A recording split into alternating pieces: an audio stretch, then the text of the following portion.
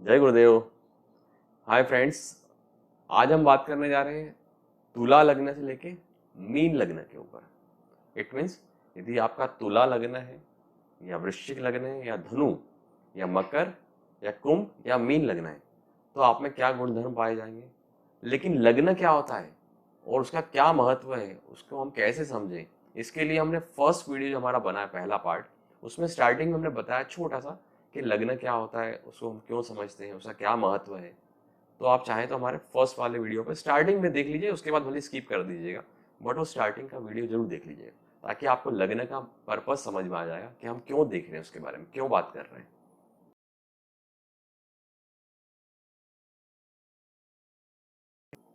तो विलंब न करते हुए हम आगे बढ़ते हैं तुला लग्न पे। तो यदि आपका तुला लग्न है तो आप में क्या गुणधर्म पाए जाएंगे।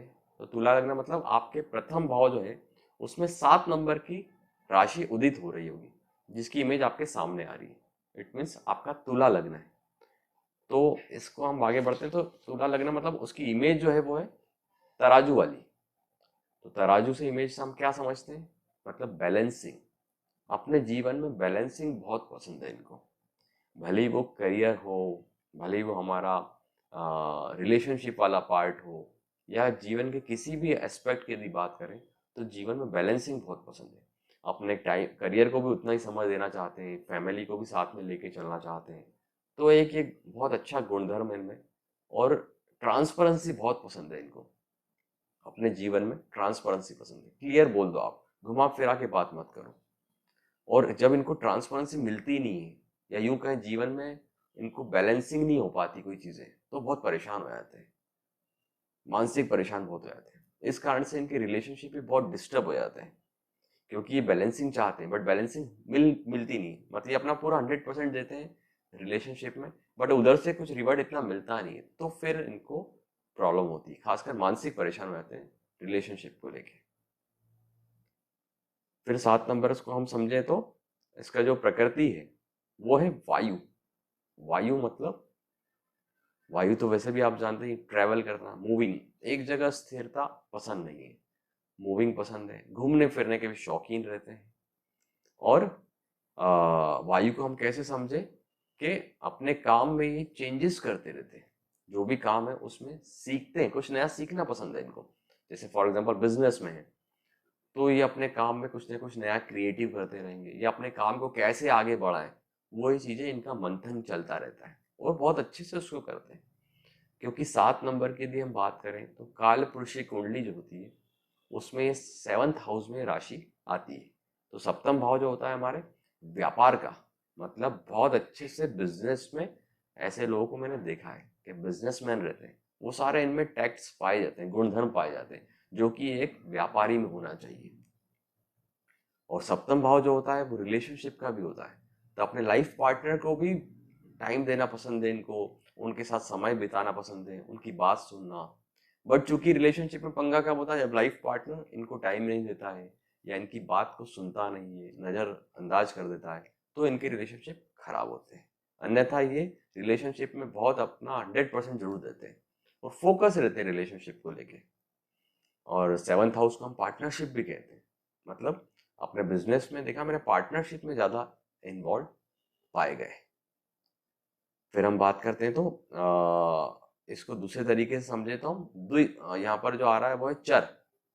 तो चर मतलब वो मैंने हमने बात करी थी पहले भी कि में चर मतलब चलायमान, मतलब जल्दी जल्दी काम में कुछ ना कुछ चेंजेस करना। यदि जॉब में है तो जॉब बदलते रहना, स्विच करना, एक कंपनी में ज्यादा टाइम टिकते नहीं, मूविंग, वो चीज इनमें देखी गई है।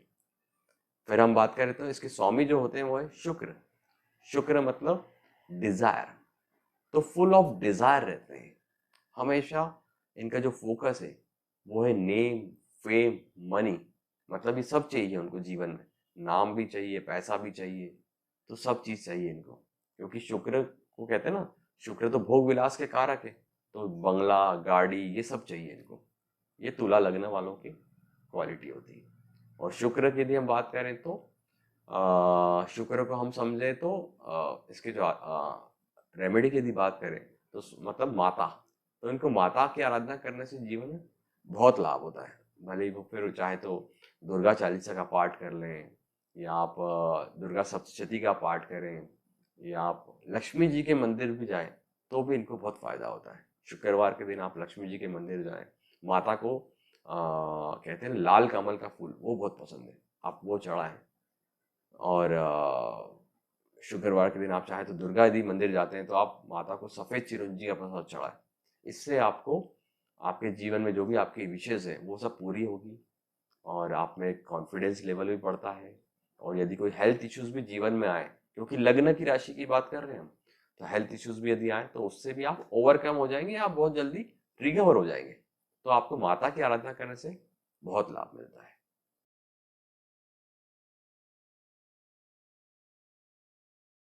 अब हम बात करेंगे वृश्चिक लग्न के ऊपर। इट मीन्स आपके जो लग्न में राशि उदित हो रही है वो है 8 नंबर, जिसकी इमेज आपके सामने अब आ रही है।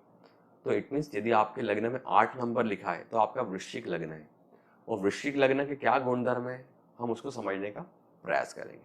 तो लग्न की यदि हम इमेज की बात करते हैं तो वो होती है बिच्छू की इमेज, स्कॉर्पियो। तो आप में वो वाले गुणधर्म को हम डिकोड कैसे करें? तो इट मीन्स ऐसे लोग जब तक शांत रहते हैं तब तक तो ठीक है, यदि इनको कोई छेड़ दे तो ये उग्र हो जाते हैं। तो मतलब इनको मैं ये बात करूं, ऐसे लोगों को यदि जब तक कोई छेड़ता नहीं तब तक शांत बने रहते हैं। जहां किसी ने छेड़ दिया तो उसको छोड़ते भी नहीं है। और इनको किसी ने कुछ बात बोली है जो इनको बुरी लग गई तो उसको मन में बिठा के रख लेते हैं, और जब समय आता है तब उसको बंदे को रियलाइज करवाते हैं कि यार आपने मेरे को उस समय पर ये बात बोली थी जो मुझे बहुत बुरी लगी थी, है ना। जब मेरा समय खराब था तब आपने मुझे टॉन्ट दिया था, अब मेरा समय अच्छा आ गया। तो ऐसे लोगों को रियलाइज करवाते हैं, बताते हैं जीवन में कि मेरे को आपने वो टॉन्ट करा था, इस कारण से मैंने आपसे ये वाली एक्टिविटी करी। और समय का वेट करते हैं, समय का इंतजार करते हैं अच्छा समय आने का। जैसे बुरा समय चल रहा है तो काफ़ी मेहनत करते हैं ताकि वो उस समय से बाहर हो जाए। तो एक बहुत अच्छी क्वालिटी है, पैशंस रहता है, धैर्य रहता है। फिर हम आगे बात करते हैं, तो ये तो हमने इमेज को समझा है। फिर हम तत्व की बात करें तो जल तत्व। जल तत्व मतलब इमोशनल, बहुत भावुक होते हैं, रिलेशनशिप को लेके भी काफ़ी इमोशनल रहते हैं।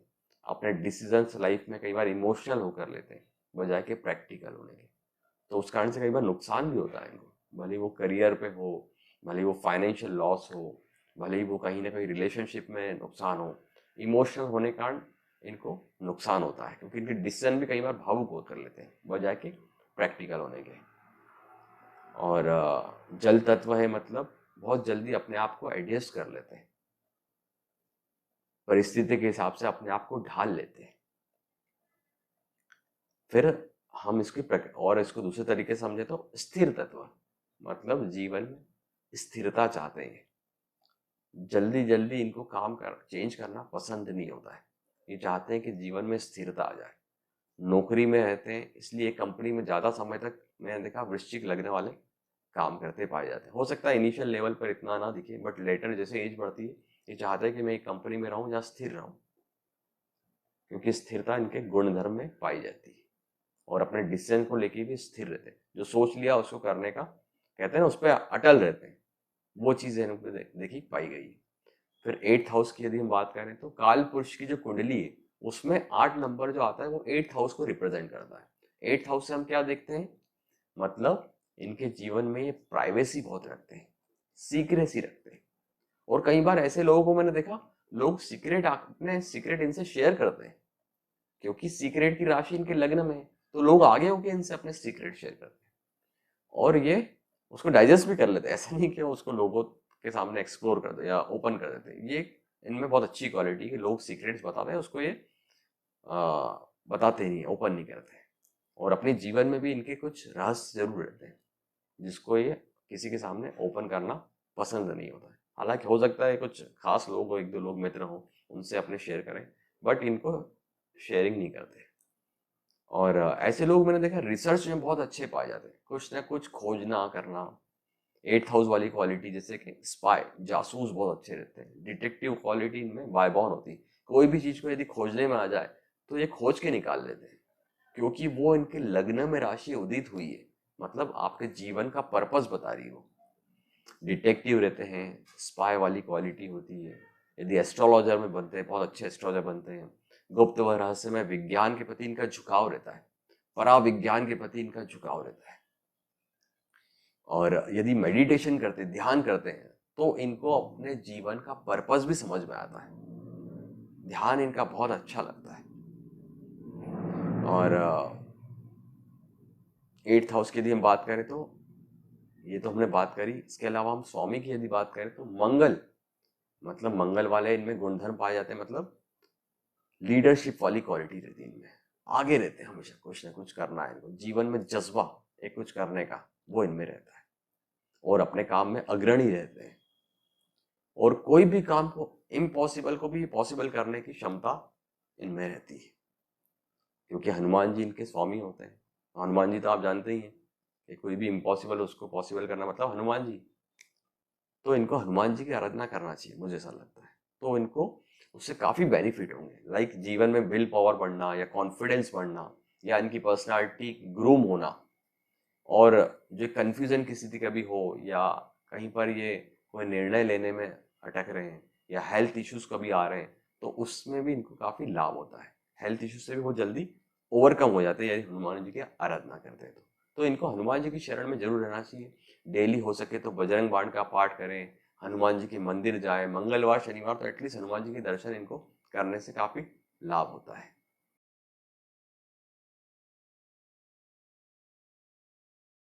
अब हम बात कर रहे हैं धनु लग्न के ऊपर। इट मीन्स 9 नंबर, यदि आपके लग्न में जो 9 नंबर लिखा है, मतलब आपका धनु लग्न है, तो धनु लग्न की राशि आपके लग्न में उदित हो रही है। तो आप हम इसको समझने का प्रयास करेंगे।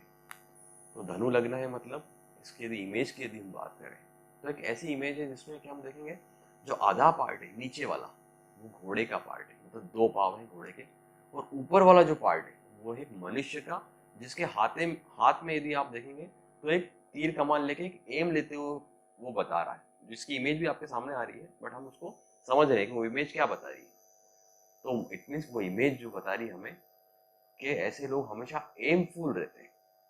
आप देखेंगे वो जो इमेज ऐसा लेके बता रहा है वो, तो वो बता रहा है कि टारगेट को लेके चलते हैं हमेशा। और जो घोड़े वाला पार्ट है वो ये बता रहा है कि मेहनती रहते हैं, ऊर्जावान रहते हैं, भरपूर ऊर्जा रहती है।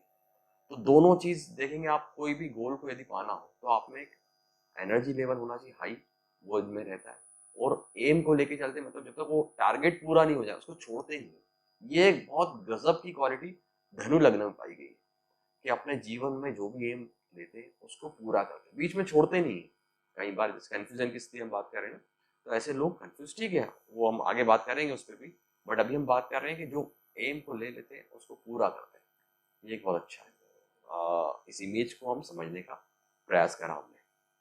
फिर हम आगे बढ़ते हैं तो इसका जो तत्व की यदि बात करें तो अग्नि तत्व, मतलब गुस्सा भी बहुत रहता है, बहुत जल्दी क्रोधित हो जाते हैं। किसी ने इनको जरा सा कुछ बोला, इनका ईगो हर्ट हुआ तो बहुत जल्दी गुस्सा हो जाता है। ये एक थोड़ा सा हम कह सकते हैं ड्रॉबैक है धनु लग्न का, जिससे कारण से कहीं पर रिलेशनशिप डिस्टर्ब हो सकती है। ये एक मैंने चीज धनु लग्न में पाई गई। अदरवाइज बाकी जो पार्ट है वो सब इनका पॉजिटिव है, बट एक अग्नि तत्व होने के कारण गुस्सा बहुत जल्दी आया था, वो एक चीज जरूर देखी गई है। फिर हम दूसरे तरीके से बात करें तो द्वि स्वभाव।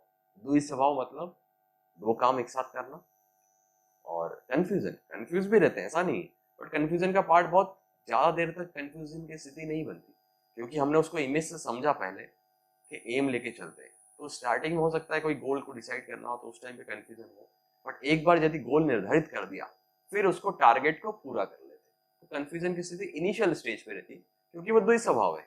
और उसको हम दूसरे तरीके से समझे तो द्वि स्वभाव को मतलब दो काम को एक साथ करना, दो इवन तीन काम भी एक साथ कर सकते हैं। द्वि स्वभाव ये बताता है कि हम एक साथ कई काम कर सकते हैं। फिर हम इसको आगे समझे तो काल पुरुष की जो कुंडली होती है उसके हिसाब से 9th हाउस को रिप्रेजेंट करती है राशि। तो नवम भाव मतलब, नवम भाव से यदि रिलेशनशिप की बात करें तो पिता, अपने पिताजी को ये काफी मानते हैं, पिताजी से काफी इनको सीखने को मिलता है, या पिताजी का इनके जीवन में एक अलग ही वेटेज रहता है, अलग ही प्रभाव रहता है। और 9th हाउस से हम पिताजी भी देखते हैं, गुरु भी देखते हैं। तो ऐसे लोग अपने गुरु को भी या तो पिताजी को गुरु मानते हैं, या इनके जीवन में जो गुरु आते हैं उसके बाद इनकी लाइफ में काफी चेंजेस आते हैं, सकारात्मक चेंजेस देते हैं। क्योंकि 9th हाउस मतलब पिछले जन्म का कर्मा इनका पेंडिंग है 9th हाउस से। तो गुरु यदि जीवन में आते तो इनके जीवन में सकारात्मक बदलाव आते और उसके बाद हो सकता है इनको अपने जीवन का पर्पस समझ में आ जाए या मर्म समझ में आ जाए। और 9th हाउस अध्यात्म को रिप्रेजेंट करते हैं, मतलब आध्यात्मिक बहुत रहते हैं, स्पिरिचुअल रहते हैं। अपने काम को लेके प्रैक्टिकल तो होते हैं बट कहीं ना कहीं अपने स्पिरिचुअल गोल को भी अचीव करने का सोचते हैं। दोनों चीज को अचीव करने का इनका मन रहता है, अचीव करते भी, स्पिरिचुअल लेवल पे भी काफी हाई रहते हैं। और 9th हाउस फिलोसॉफी को बताती है, मतलब इनका एक अलग ही सोच धारणा रहती है, अपने जीवन में खुद की एक ऐसी धारणा रहती है जो इनको बहुत अलग बताती है। क्योंकि 9th हाउस फिलोसॉफी बताती है, फिलोसॉफर रहते हैं और इनमें एक ऐसी क्वालिटी है ये लोगों को जज कर लेते हैं। सामने यदि कोई बंदा बैठा है तो उसको इजीली उसके मन की बात को समझ लेंगे, जान लेंगे। ये क्वालिटी में बहुत गजब रहती है। और 9th हाउस रिप्रेजेंट करता है हायर एजुकेशन। तो ऐसे लोग मैंने देखा हायर एजुकेशन इनकी हमेशा होती है जीवन में। यदि हायर एजुकेशन ना भी हुई हो, किसी कारण से इनकी पढ़ाई रुक गई हो, बट इनकी बातों से, इनके एटीट्यूड से, इनके व्यवहार से आपको लगेगा काफी बंदा पढ़ा लिखा है, काफी नॉलेजेबल है।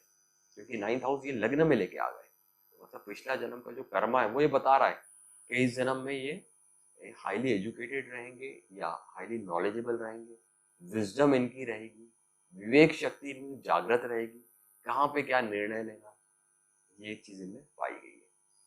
9th हाउस बताती है लंबी यात्रा है, तो लाइफ में लॉन्ग ट्रेवलिंग बहुत करते हैं, विदेश जाना या विदेश ना भी जाए तो भी अपने जीवन में लंबी यात्राएं की बहुत होती है, आध्यात्मिक यात्रा भी बहुत करते हैं। ये एक चीज इनकी देखी गई है। इसके अलावा यदि हम बात करें तो धनु लगने के जो स्वामी होते हैं कहते हैं गुरु, तब धनु हर राशि के स्वामी होते हैं, गुरु होते हैं। तो मतलब अपने जीवन में यदि कोई इनके गुरु आ जाए तो इनको गुरु मंत्र डेली करना चाहिए।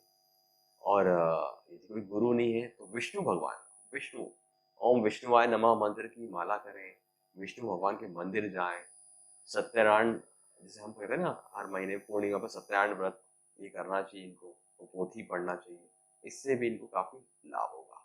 और रेमेडी में मतलब हमने बात करी विष्णु भगवान की सेवा करें या उनका नाम जपें। और गुरुवार के दिन ही हो सके तो इनको पीले फल खाना चाहिए और पीली चीजों का सेवन करना चाहिए, तो भी इनको काफी लाभ होता है। और जीवन में जब गुरु आते हैं तो काफी सकारात्मक प्रभाव इनके जीवन में देखे गए।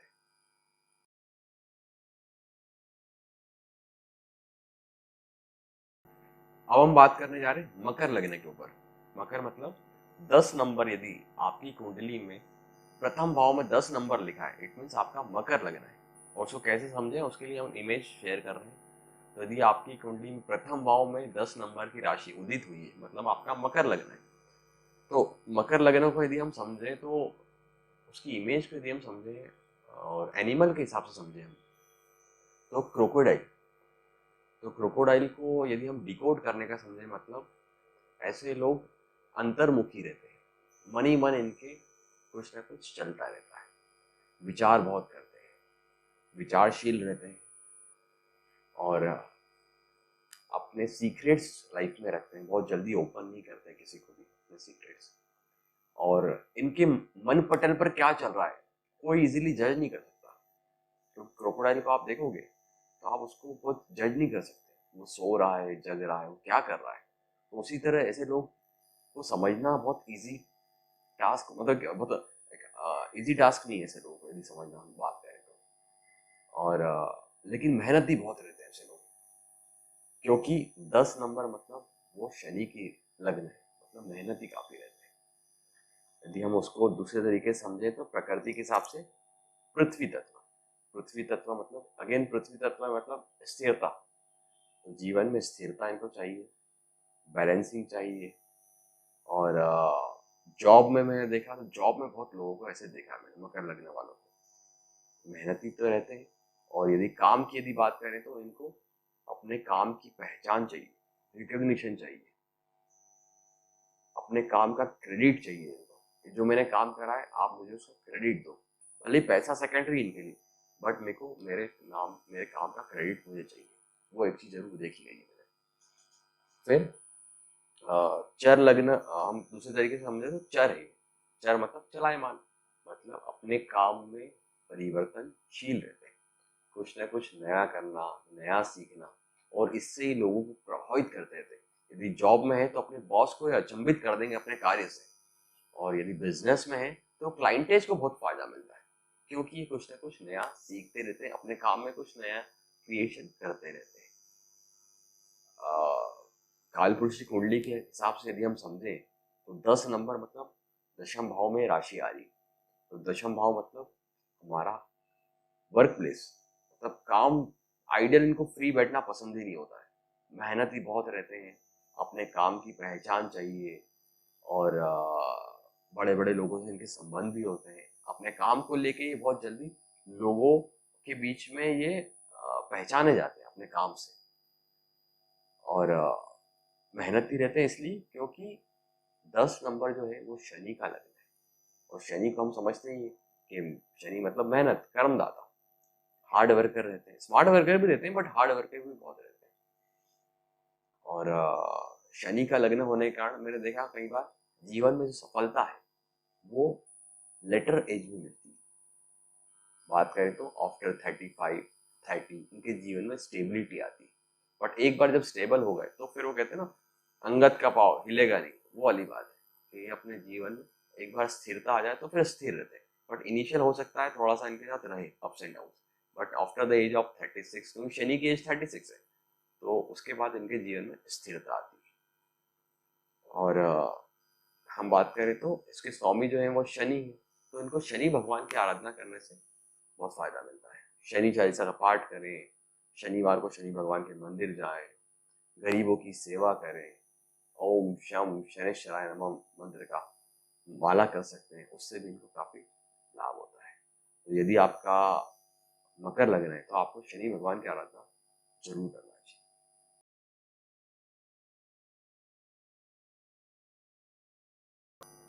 अब हम बात करने जा रहे हैं कुंभ लग्न के ऊपर। कुंभ लग्न मतलब 11 नंबर।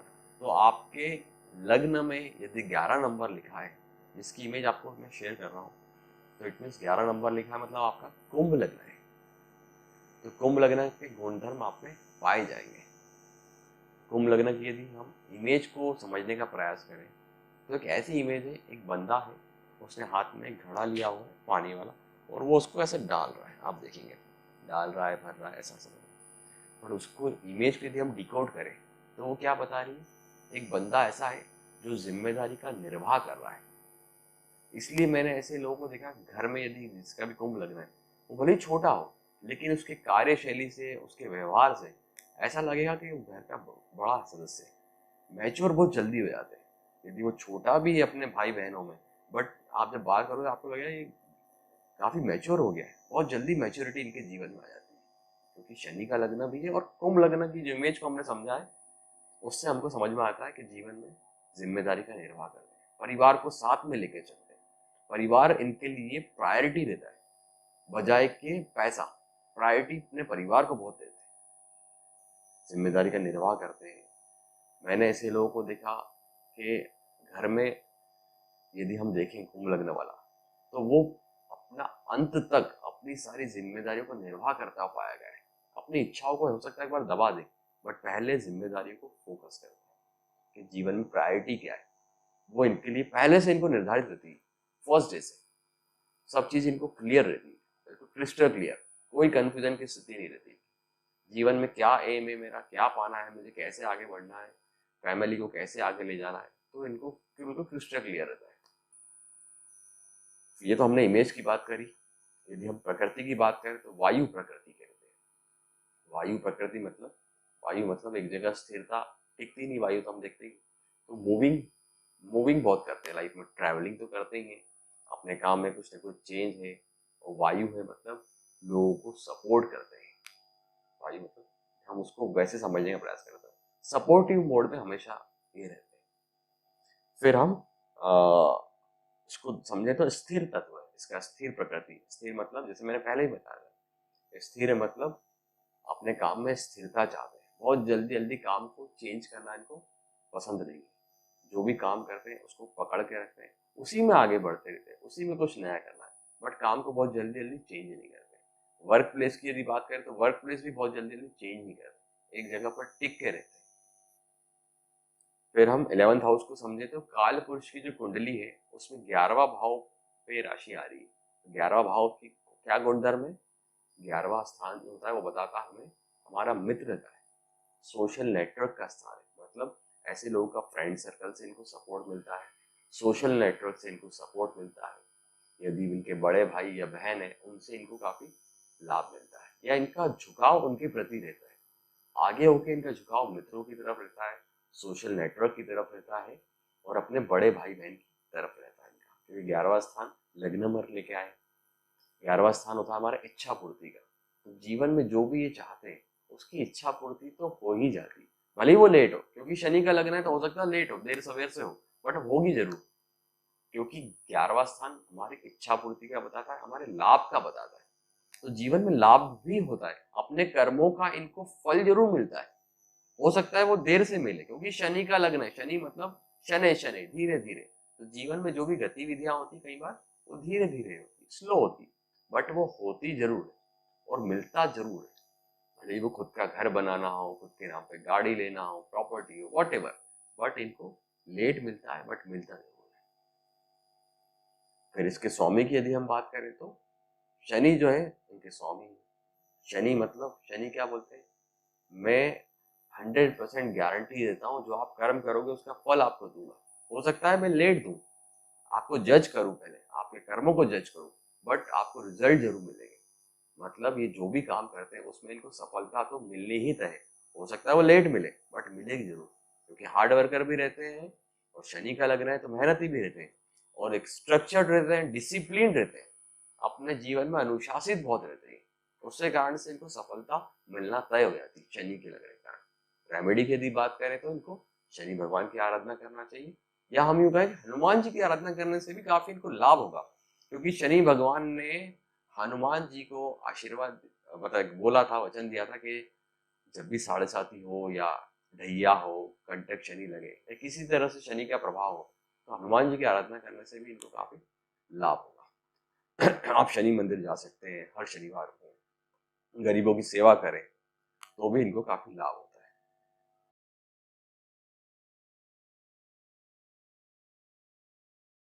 अब हम बात करने जा रहे हैं मीन लग्न के ऊपर।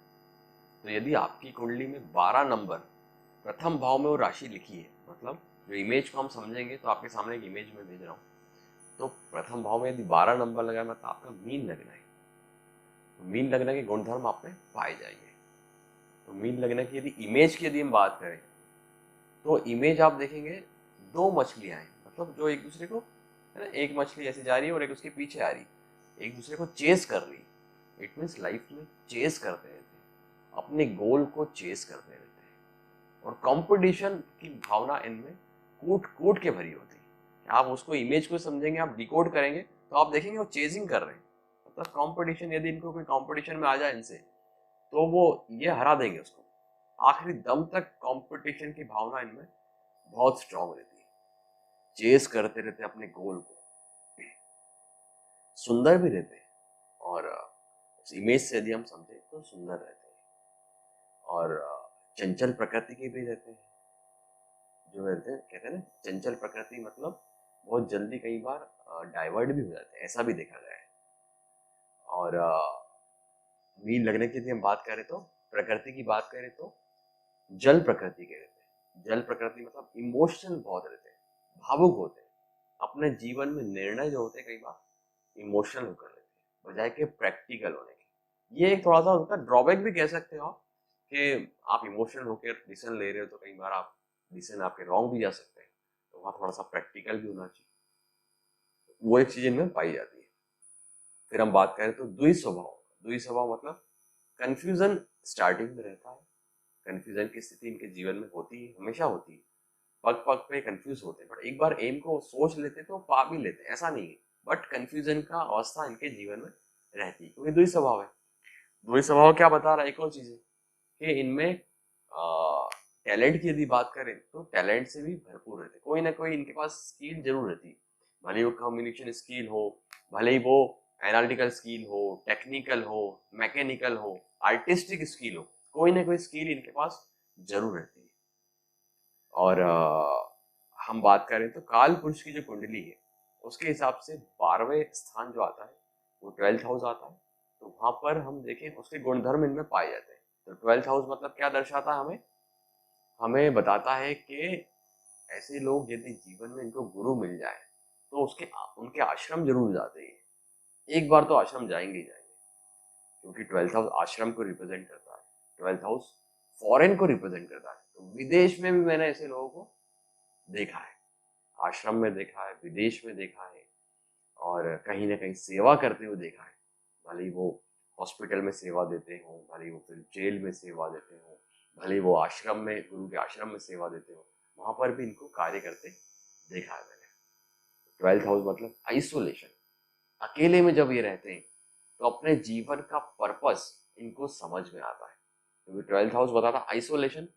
तो इनको आइसोलेशन में जब ये जाते हैं, मैं इनको एक बात बताऊं, रेमेडी यदि बात करें, जीवन में जब भी आप कंफ्यूज हो जाए तो आप अपने आप को शांत करें, एकांत में जाएं, और फिर आप जो निर्णय लेंगे वो बहुत सटीक निर्णय निकल के आएगा, क्योंकि 12th हाउस आप लग्न में लेकर आए। यदि आपके जीवन में गुरु है तो that is the best option, but यदि गुरु नहीं है तो आप अपने आप को एक शांत करें, एकांत में जाएं और निर्णय लें, और फिर वो आपका निर्णय जो रहेगा वो सटीक रहेगा। जल्दबाजी में निर्णय लेने से बचें थोड़ा सा। फिर 12th हाउस बताता है हमें इन्वेस्टमेंट, तो अपने जीवन में इन्वेस्टमेंट की तरफ भी इनका फोकस रहता है। 12th हाउस इन्वेस्टमेंट भी बताता है और खर्चे का भी बताता है। तो यदि खर्चा ज़्यादा कर जाए तो इनको फाइनेंशियल लॉस हो सकता है, लेकिन यदि ये प्लान करें तो इन्वेस्टमेंट बहुत अच्छा प्लान करते हैं अपने जीवन में। और यदि हम बात करें तो गुरु इसके स्वामी होते हैं। तो गुरु मतलब बुद्धि, विवेकशील, विजडम इनमें बहुत रहता है। और जीवन में यदि कोई गुरु मिल जाए तो फिर तो वारे न्यारे क्या बात है। आप गुरु मंत्र करें, गुरु की शरण में जाएं, आश्रम जाए गुरु के, तो आपको जीवन का पर्पस भी समझ में आ जाएगा। और रेमेडी की यदि बात करें तो यदि कोई गुरु नहीं है तो आप विष्णु भगवान की आराधना जरूर करें। ओम विष्णुवाय नमः मंत्र करें, आप विष्णु भगवान के टेम्पल जाएं, एटलीस्ट हर गुरुवार को आप विष्णु भगवान के दर्शन करें, और अपनी डाइट में पीली चीज़ों का सेवन करें, पीले फल खा सकते हैं। आप चाहें तो हल्दी भी, छोटा हल्दी की चुटकी आप डेली उठकर सुबह खाएं, उससे भी गुरु तत्व बढ़ता है, उसमें आपको लाभ मिलेगा। तो फ्रेंड्स, ये तो हमने आज बात कर ली है मीन लग्न के ऊपर, अभी हमने बात करी तुला से लेकर मीन लग्न के ऊपर। और मैं आशा करता हूँ कि आपको मेरा आज का वीडियो पसंद आया होगा, और यदि आया तो उसको लाइक करें, चैनल को सब्सक्राइब करें, और बेल आइकन को याद से दबाएं, ताकि आपको मेरे नेक्स्ट वीडियोस की जानकारी मिलती रहे। जय गुरुदेव।